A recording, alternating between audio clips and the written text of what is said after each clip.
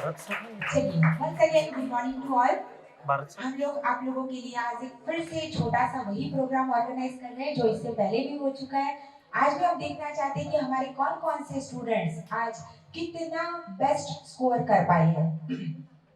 आप लोगों को जैसे इसमें कंटिन्यू के टॉपिक पर बात कर रही हूँ, बर्निंग डिजायर। तो ये बर्निंग डिजायर कैसे क्रिएट करना है, पढ़ने में हमारा इंटरेस्ट हमें कैसे जनरेट करना है, और इस भटकते हुए मन को हमें किस तरीके से लगाम लगानी है, रोकना है और वहां पर लेकर जाना है जहां पर हमारी लाइफ का टारगेट है। ओके गाइस, तो लास्ट जो हमने डिस्कस किया था that is we are going for improvement of the performance in the exam and overall on the practice session.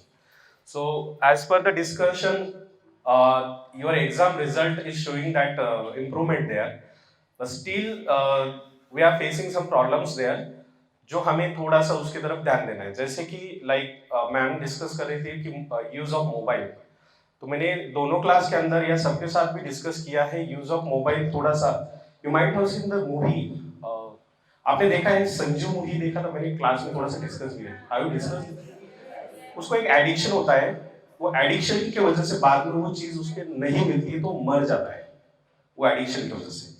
अब थोड़ा सा हम उस पॉइंट पे आ जाते हैं, जैसे एक छोटा बच्चा है जिसको मोबाइल यूज करने की थोड़ी थोड़ी लत हमने लगा दी है, और अभी जो है हमें उसकी वो आदत पसंद नहीं आ रही है, हम उसका मोबाइल छीन लेते हैं। तो वो कैसा चिल्लाता है पता है ना, वो मतलब इस एक्सट्रीम लेवल पे चला जाता है कि वो कुछ भी कर सकता है उस केस में। कोई भी मतलब अगर उसमें जो पॉसिबिलिटी उससे है, जो भी वो कर सकता है, वो ज्यादा चिल्लाना या फिर कोई अगर चीज उसके हाथ में आ गई तो उसको फेंक देना, वो देखेगा भी नहीं। So he is having that extreme level of reaction.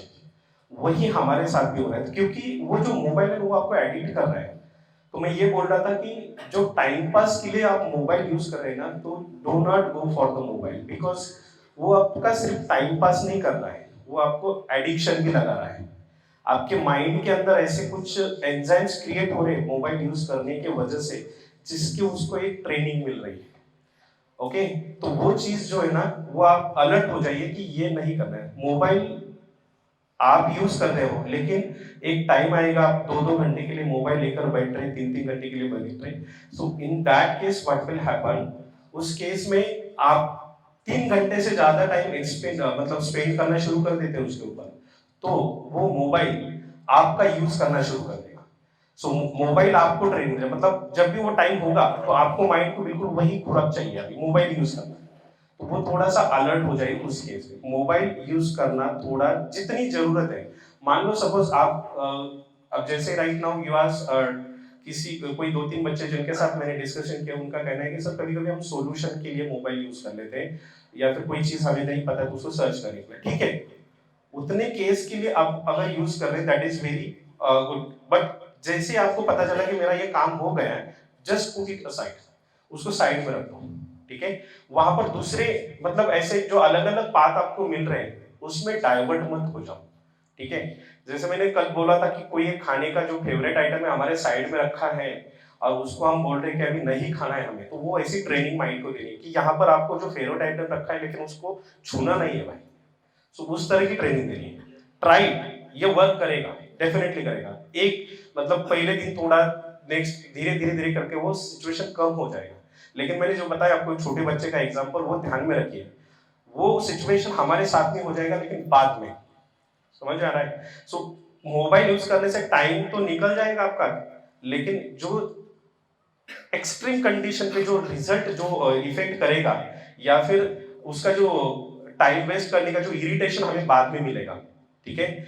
और जैसे कि यहाँ पर हर मंथ परफॉर्मेंस ऑडिट करने का जो ये पैटर्न स्टार्ट किया है, उसका रीजन ही यही है कि आपको रियलाइज होना चाहिए कि मैंने सच में इस मंथ में कितना इंप्रूवमेंट किया है, और मेरा लास्ट मंथ में स्कोर क्या आ रहा था, स्टडी में कैसे कर रहा था, अब इस मंथ में चैप्टर भी इंक्रीज हो रहे हैं और मैं किस तरह से डील कर पा रहा हूँ। ओके, ये चीजें आपको थोड़ा सा एनालिसिस, आपका खुद का परफॉर्मेंस एनालिसिस करना है, ऑडिट करते हुए चलना है सबको। सो लाइक जैसे होता है लाइक यू हैव एक फंक्शनल ब्लॉक है, आप एक फंक्शनल ब्लॉक है, आपको एक यूनिट प्रोसेसिंग के लिए दिया जा रहा है, उसको आप किस तरह से प्रोसेस कर रहे हैं, हर एक फंक्शनल ब्लॉक अलग अलग तरीके से काम कर रहा है। सो यू हैव जो जो एक्सपेक्टेशन है वो जो एग्जाम की डिमांड है उसके अकॉर्डिंग टू हमारा फंक्शनल ब्लॉक हमें चलाना है, ठीक है। तो थोड़ा सा प्रॉपरली आपका शेड्यूल स्टडी का भी देखो, 3 चीजें मैंने नोटिस की जो जिसमें हम कम पढ़ रहे हैं। एक ही हमारा सिटिंग, जो स्टडी के लिए सेल्फ स्टडी के लिए हम बैठ रहे हैं वो सिटिंग थोड़ा कम हो रहा है। दूसरा एक चीज है like when we are taking that number of question for the solving, then in that case आपको जो जहां पर डिफिकल्टी आ रही है आप अप्रोच नहीं कर रहे हो, ठीक है, वो एक चीज है। तो कितना भी सिंपल से सिंपल डिफिकल्टी आता है तो अप्रोच करिए, ठीक है। सो उसको आपको सॉल्यूशन दिया जाएगा। In the third case you are having, आप प्रिपरेशन करते वक्त ये स्ट्रैटेजी बना के चलिए कि मुझे अभी नेक्स्ट टारगेट क्या सेट करना है, वहां पर जाने के लिए क्या क्या चाहिए, ओके।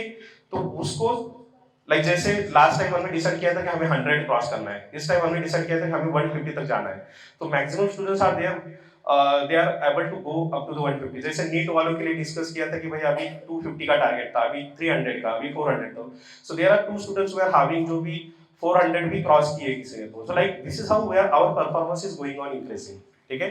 तो थोड़ा उसी पॉइंट पे ध्यान देना है। बाकी यहाँ आज का मेन इंटेंशन वही था कि आपको 3 पॉइंट जो मैंने बताए उसके तरफ देखना है, और आपको जो लगता है वो आप आपके शेयरिंग एक्सपीरियंस से थोड़ा सा यहाँ पर शेयर करके जाइए। So thank you very much, I will not take more time. So after me Bharat sir will guide you. Thank you very much. मैं आप में मैंने जो पॉजिटिव चीज़ें देखी है वो उसके बारे में मैं सबके सामने में डिस्कस करूंगा। मतलब पहले 11th पे आते हैं, तो जब स्टार्टिंग के मंथ में आपने पहली डीपीपी या पहला मॉड्यूल सॉल्व किया था, तो याद करो वो दिन मतलब पहले क्वेश्चन पे ही अटक जाते थे। लेकिन अभी हमने रिसेंटली जो भी सॉल्व किया होगा, तो मैंने देखा कि नीट वालों में भी वो जज्बा अभी जागने लगा है, स्पार्क। मैं हमेशा नीट वालों को थोड़ा सा मोटिवेट करने के लिए जेडब्ल्यू वालों का एग्जाम्पल देता था।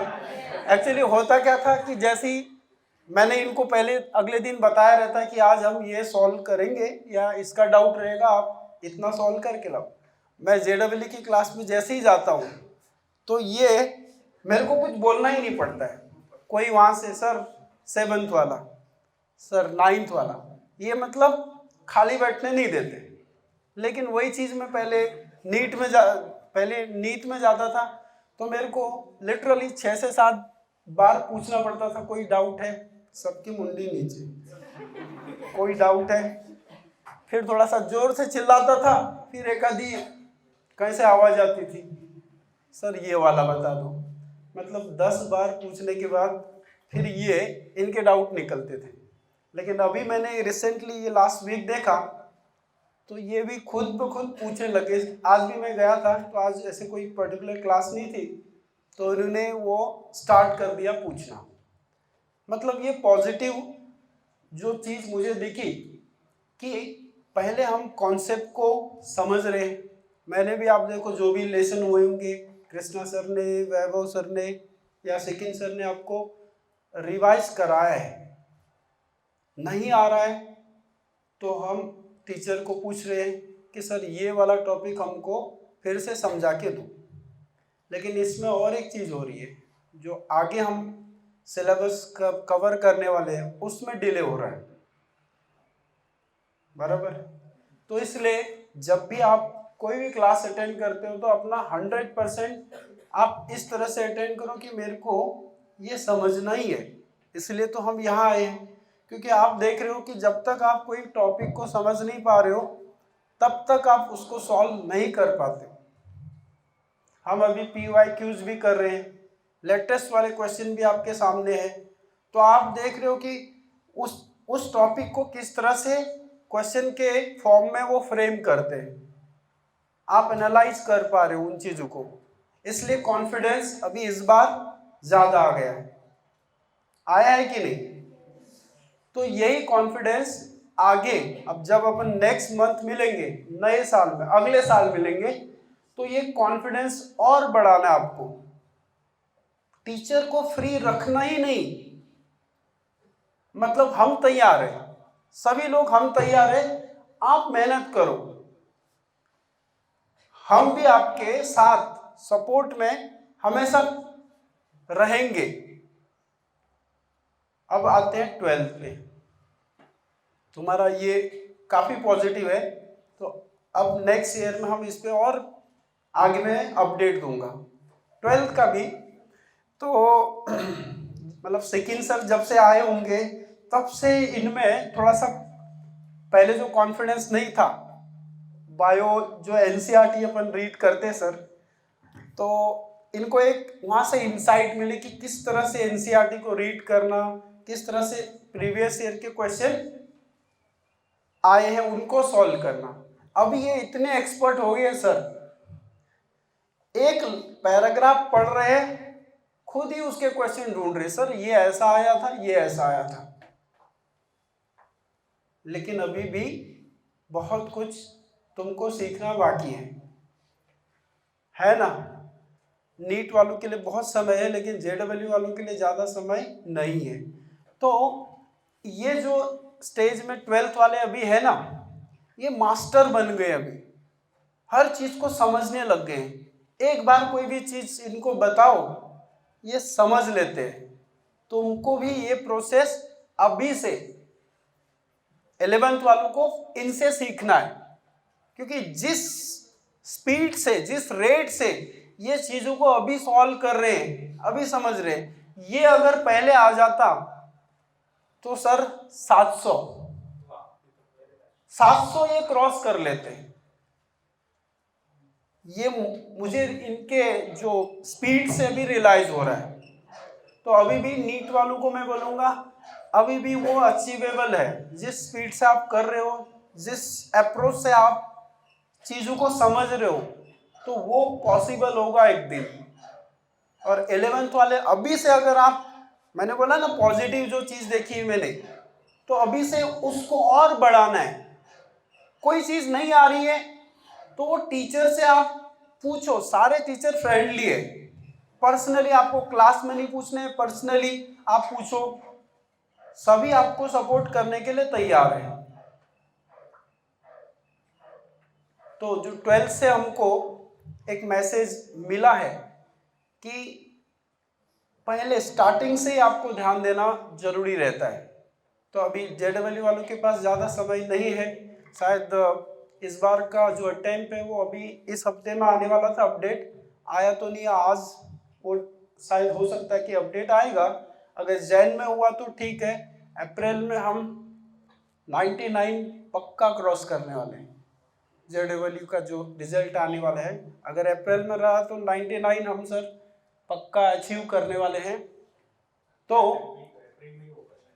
हाँ, आज मेरे ख्याल से आज वो अपडेट आ सकता है। फिर अगर आज नहीं आया तो अप्रैल में पक्का है, तो इनका जो अटेम्प्ट रहेगा। तो इसी तरह से मतलब माहौल पढ़ाई का, जैसे अभी ये 12th वाले जो थे ना, जब आप लोग आए थे तो हम जो पुरानी वाली बैच थी उसके बारे में आपको बताते थे, अरे यार तुम उनसे आगे हो।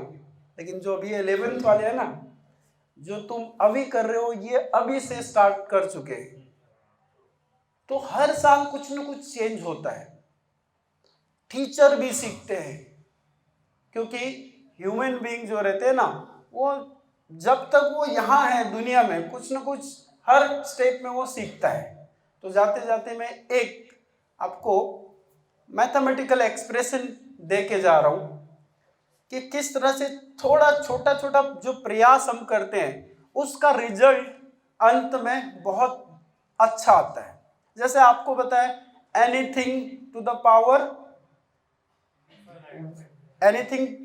पावर ऑफ 1 इज ऑलवेज 1, मतलब 1 का पावर 0 क्या आएगा 1, 1 का पावर 365 1। लेकिन आप देखिए 1.01 क्या 1.01, मतलब 1 में हमने कितना ऐड कर दिया, कितना 0 1, इसका पावर 365 करके देखना, तो द आंसर विल बी 37.7। मतलब एक स्मॉल एफर्ट से थोड़ा सा भी आप हर दिन प्रयास करते हो, तो जब आप एग्जाम के लिए अपियर होंगे तब वो एफर्ट्स आपका उस दिन बहुत मल्टीपल में ऑलरेडी ऐड हो गया रहेगा। 1 का पावर 360 it gives 1 and 1 का पावर 1.01 का पावर 365 it will give 37.7। समझ गया ये बायो वालों को? Thank you. मैं परसों की बात करने वाला हूँ। परसों पेरेंट्स मीटिंग था एंड वो होने के बाद दूसरे दिन मैं और रोडे सर बात कर रहे थे उसके बारे में एंड क्या हुआ क्या नहीं मुझे वो थोड़ी जानकारी चाहिए थी and he told me that parents are currently very positive the way things are happening. Complaints are there and you know the complaints already. पर अच्छी बात है कि पेरेंट्स आर हैप्पी टू सी, क्योंकि एक ऐसा है सी वो डांट रहे हैं, वो नाराज है, पर अल्टीमेटली वो आपका भला चाहते हैं। कोई भी पेरेंट ऐसा नहीं रहता कि जिसको ये लगे कि मैं इस पोजीशन पे हूँ, मैं ये सैलरी अर्न कर रहा हूँ या कर रही हूँ तो मेरे बच्चे ने भी इस पोजीशन पे आना चाहिए। नो पेरेंट वांट्स और थिंक्स दैट वे। सभी पेरेंट्स को ऐसा ही लगता है कि मैं अगर यहाँ पे हूँ तो मेरे बच्चों ने, that is what they are striving for, that is what they are working for. और पॉजिटिव माहौल है और वो पॉजिटिविटी हमें आपके चाल चलन में भी दिखती है, यहाँ के वातावरण में भी दिखती है। मुझे लगता है मैं 1 जुलाई से जब से आने लगा हूँ, July, August, September, October, November and now December, almost 6 months, Rode sir से, अनिल सर से ये मुझे पॉइंट्स मिलते रहते हैं कि how the atmosphere in general has changed in career point. और बहुत सारे बच्चों को लगता है कि मैं स्ट्रिक्ट हूँ और वो सही भी है। See there is, when you are running an institute, there are certain things that should happen and certain things that should not happen. क्योंकि ये क्या होता है कि अगर किसी एक स्टूडेंट को आपने थोड़ा भी लीन दे दिया ना, तो बाकी के स्टूडेंट इमीडिएटली उसकी तरह बर्ताव करना शुरू कर देते हैं। रिपीटर्स में एक बच्चे से रिलेटेड वो एक्सपीरियंस आ ही गया हमको अल्टीमेटली। पर परसों जब पेरेंट्स के साथ सब बात चल रहा था, रोडे सर ने उन्हें बहुत अच्छा काउंसिल किया। उसके बाद वो हम सबको मिले बाद में। मुझसे जो भी पेरेंट्स का बात हुआ, I think one of the common complaint that they had was about mobile. तो कल परसों प्रिया भी आई थी, प्रिया भी मुझे वही बता रही थी कि डिस्ट्रैक्शन बहुत होता है सर। और मैं यहाँ पर भी मैं हमेशा देखता हूँ कि once you guys are out of your classrooms, the first thing you are doing is your, I don't know why you are still bringing the mobiles, because मैंने बहुत पहले बता दिया है कि दिवाली के बाद मोबाईल लाना बंद करना है। तो कंपल्शन नाही किया था, पण ज्याला त्याला वाटत असेल की बुवा ठीक आहे, हा चांगला सुझाव आहे आणि आपण तसं करायला पाहिजे। मैं मैथ्स के बच्चों का भी मैं देख रहा था, कल परसों सीईटी के एक बच्चे के पेरेंट्स आए थे, दे वर कंप्लेनिंग द सेम थिंग की 3-4 तास मुलगी घरी गेल्यावर किंवा त्या मोबाईलमध्ये बसलेली असते। तुला काल कोणतरी रागवत होतं मला वाटतं अबाउट द मोबाईल। तो you have to work on it.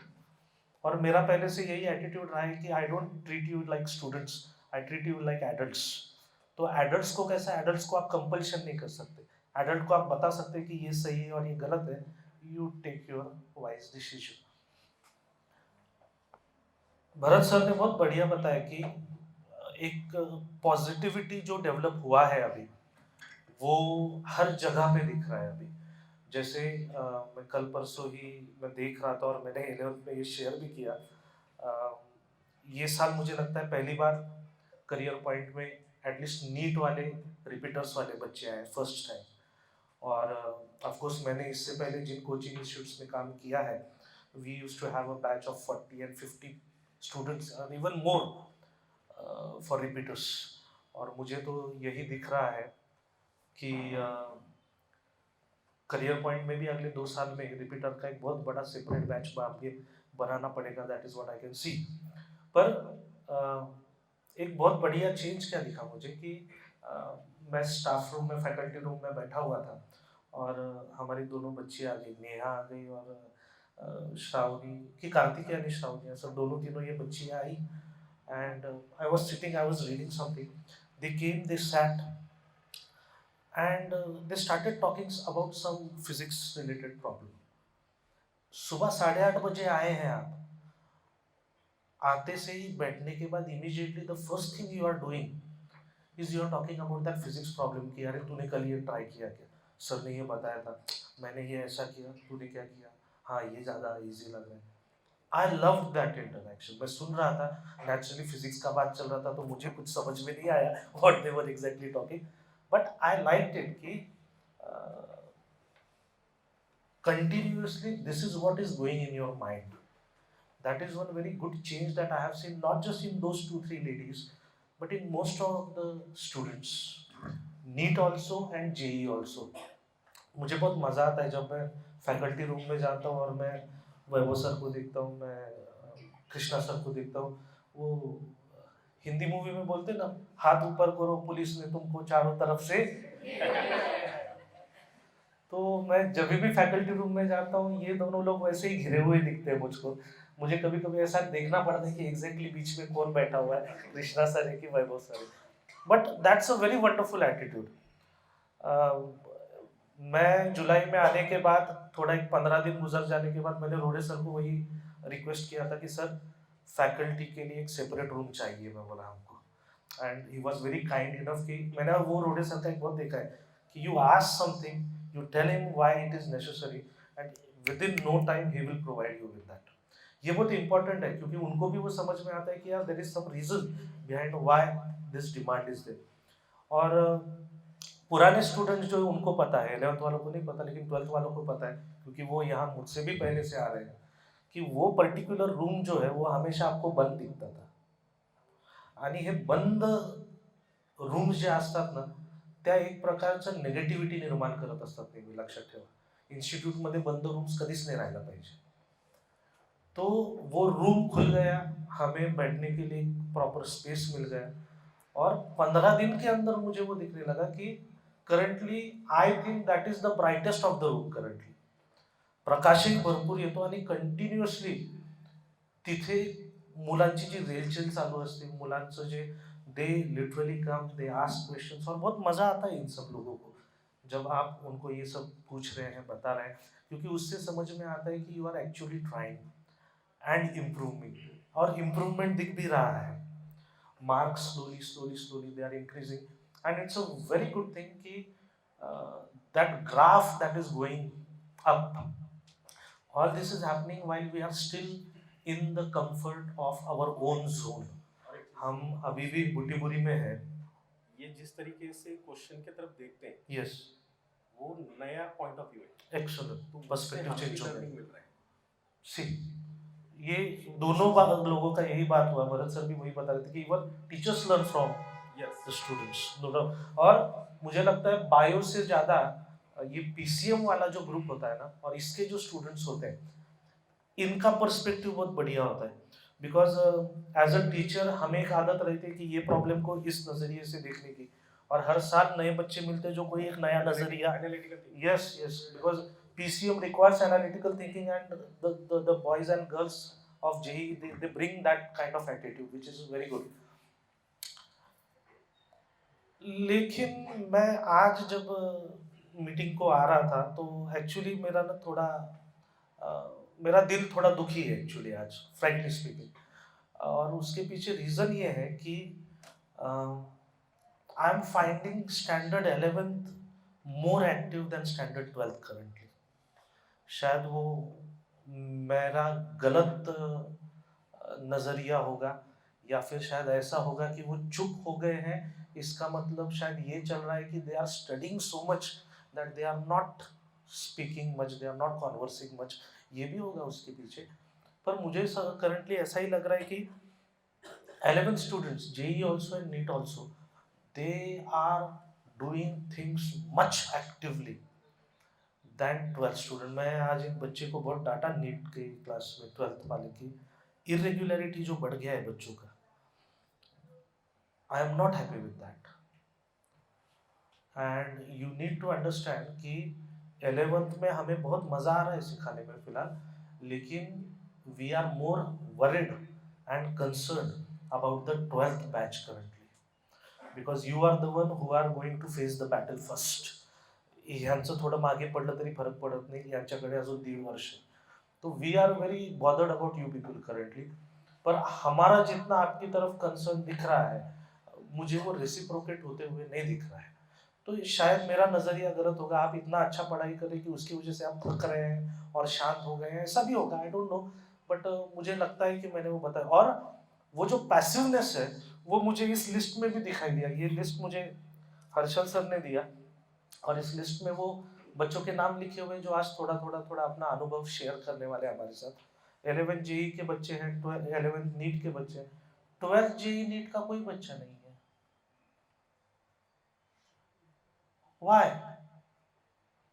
इसका मतलब probably I'm right then, कि you have gone into dormancy, you have gone into passivity, and I don't know why you are becoming that kind of passive. आपका responsibility ये है कि आपने यहाँ अगर बात करना चाहिए 11th वालों के लिए, ऐसा मुझे लगता है. यहाँ आज उल्टा होने वाला है कि 11th वाले बात करने वाले और 12th वाले सुनने वाले. तो 12th people need to think, okay शायद आप बहुत ज़्यादा पढ़ाई कर रहे हैं और उसकी वजह से थोड़ा ग्लूमी हो गए हैं, ऐसा भी होगा, आई डोंट नो. पर I can't see that you are working more. आप लोग कुछ बच्चे मुझे बता रहे नाही सर आता स्टेट बोर्डचा जास्त अभ्यास करतोय. How is state board different than your entrance exam? I don't know, because they are the same chapters, they are the same concepts. Grignard reagent अगर स्टेट में आ रहा है तो वो सीईटी में, नीट में और जेई में आने ही वाला है. तो you are working on the same platform, you are working on the same chapters, and yet if you are silent, इसका मतलब या तो आप बहुत ही ज्यादा पढ़ाई कर रहे हैं या तो एकदम ही कम पढ़ाई कर रहे हैं. 12th में के बच्चे मैं इधर भी देखता रहता हूँ, 12th वाले बच्चे ज्यादा आते नहीं है सर सवाल पूछने के लिए. नीट के भी नहीं आते, जेई का मुझे पता नहीं, बट आई थिंक 12th वाले ज्यादा नहीं आते. वो एक दो ठरलेले जे चेहरे, वो एक दो बच्चे आते हैं 12th वाले, but otherwise no one is coming. ये या तो बहुत अच्छी बात है क्योंकि उनको सब समझ में आ गया, या तो कुछ कर ही नहीं रहे तो ऑल इज वेल, तसा काहीतरी तो कारभार दिसतोय. ये लिथार्जी इस टाइम पर नहीं आना चाहिए. आप समझ लो, मैं स्पेसिफिकली 12th जेई और नीट वालों को बता रहा हूँ कि this is the peak, this is the best time when you have to show the maximum grit, when you have to show the maximum activeness. क्योंकि अभी जितना आप एक्टिवनेस दिखाएंगे that is going to get converted into your February March का examination, as well as आपका जो अप्रैल मई और जून, इसमें जो आपके जेई और नीट वी आर एक्सपेक्टिंग, इसमें आपका सक्सेस तभी दिखेगा जब अभी आपका एक्टिविटी दिखने वाला है. तो मेरा रिक्वेस्ट यही है, I don't know what is going in your minds currently, but I hope you are working, I hope you are studying. No one comes to me from 12th telling me कि sir इतना घंटा पढ़ाई कर रहे हैं या ये अड़चन आ रही है, कुछ तो भी सॉल्यूशन बताइए. 11th के बच्चे मेरे पास आ रहे हैं और बोल रहे कि सर अभ्यास नहीं होते, सर वेळ मला एवढा द्यायचा होता पण मला एवढाच देता येतोय. When they are coming with this complaint तो मुझे अच्छा लग रहा है, क्योंकि मुझे समझ में आ रहा है कि they are trying to do something. 12th are not doing anything. I don't know why that lethargy has come and it is not good. But Bharat sir ने बहुत अच्छा बताया है कि और वो आई 100% अग्री कि आपका रिएक्शन टाइम बहुत अच्छा हो गया है अभी with respect to physics, with respect to chemistry, as well as with respect to biology. मैं मैथ्स का बात नहीं करूंगा, I don't know what is happening with JEE people, but certainly I can see the difference. और एक चीज़ जो मुझे दिखती है कि that satisfaction that comes on your face at the end of the day, और that satisfaction in general that you are having, I am very happy with that. I just hope कि आपका जो प्रयास आहे, तुमचे जे प्रयत्न चालू आहे ते अधिक शार्प व्हायला पाहिजे. टाइम मॅनेजमेंट व्यवस्थित करा, कुठं काय अडचणी येते, कारण की तुम्ही बघा आपका कोई भी डिमांड हम कैंसल ऑफ नहीं कर रहे हैं. 12th के बच्चों का बीच में, नीट वालों का बीच में, जेई वाले भी होंगे शायद, नीट वालों का बीच में कंप्लेंट था कि we are not getting a continuous time for self revision. You told Rode sir, you told Harshal sir, उन्होंने इमीडिएटली आपका टाइम टेबल चेंज कर दिया। तो if you are coming with complaint, this people are there. अभी वो time table change होता है तो एक्चुअली फैकल्टी को बहुत तकलीफ होती है, उससे ध्यान में रखिए, क्योंकि हमें जो टाइम टेबल पता है हम उस हिसाब से कुछ तो भी प्लानिंग किया हुआ रहता है हमने एक पूरे महीने का, and suddenly Harshal sir is coming and saying की नाही सर पुढच्या आठवड्यापासून, त्या माणसाला तुमच्यामुळे आमच्या फार शिव्या खाव्या लागतात, लक्षात ठेवा, ते कधी तुम्हाला कंप्लेंट करणार नाही। आणि हा मोठेपणा आहे या लोकांचा की they will never tell you how we become unhappy with them, की सडनली ते सांगतात नाही सर मंडे पासून असं करायचंय, ट्यूसडे पासून असं करायचंय, किंवा तुम्हाला एवढा वेळ घ्यायचंय तुम्हाला, क्योंकि हमने एक प्लान किया हुआ रहता है।